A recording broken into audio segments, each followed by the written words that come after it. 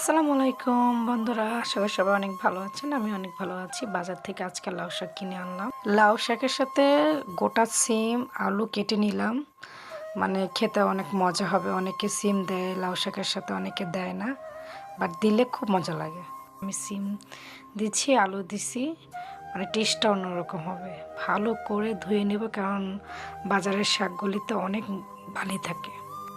ভালো করে পরিষ্কার করে আমি ধুয়ে নিয়েছি। এখন কড়াইতে চাপিয়ে দেব।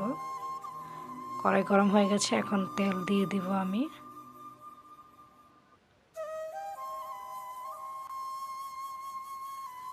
পেঁয়াজ, কাঁচামরিচ, রসুন কুচি দিয়ে লাল লাল করে ভেজে নিব।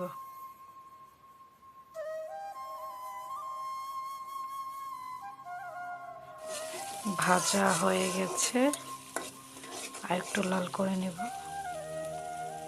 এখন পানি দিয়ে দিব অল্প। পানি দিয়ে এখন হলুদ মরিচ যা যা লাগে সব কিছু দিয়ে দেব। শীতের দিন সবজি না খেলে শাক সবজি এখন বেশি বেশি মানে খেতে ভালোই লাগে। তো আলুটা সিম দিয়ে লাউ শাকটা অনেকে পছন্দ করে, লাউ শাক আলু দিয়ে। তো শীতের দিন তো একটু সিম দিলে সাথে মিক্স হলে অনেক স্বাদ লাগে। একবার বাসায় আপনারা ট্রাই করে দেখতে পারেন। এটা আমার অলরেডি হয়ে গেছে কষানো।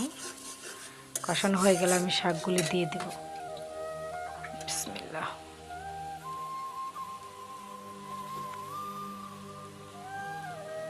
শাকগুলি সবগুলি দিয়ে ঢাকনা দিয়ে ঢেকে দেব, তাহলে কমে গেলে তখন লাড়া দিতে সুবিধা হবে। এখন লাড়া দিলে সবগুলি পড়ে যাবে। এখন ঢাকনা দিয়ে ঢেকে দেব।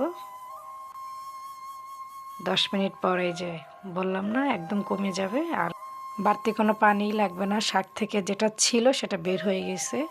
তো এটা দিয়ে সেদ্ধ হয়ে যাবে, আলু ডাঁটা সিম যা আছে সব কিছু। পানি বের হয়ে গেছে অনেক, সমস্যা নেই। এটা শুকিয়ে গেলে একদম ভাজা ভাজা হয়ে গেলে উঠিয়ে ফেলবো। কার কাছে কীরকম লাগে আমি জানি না, কিন্তু আমার কাছে শাক খেতে খুব ভালো লাগে। আপনারা বাসায় ট্রাই করে দেখতে পারেন। হয়ে গেছে কাছাকাছি আমার শাকটা। আর যে যেখান থেকে দেখছেন, আমি নতুন ইউজার, পাশে থাকবেন, ফলো করবেন, লাইক করবেন, শেয়ার করবেন।